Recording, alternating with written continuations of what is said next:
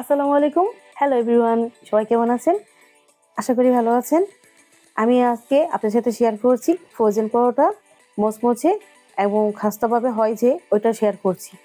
আচ্ছা, আমরা সবাই জানি যে মচমচে ভাবটা আসে না আর ফুলেও না। আপনি দেখতেই পাচ্ছেন আমার রুটিটা ফুলছে এবং কি আমি এই রুটিটা একদম মানে যতবার খাই এটার প্রেমে পড়ে যাই।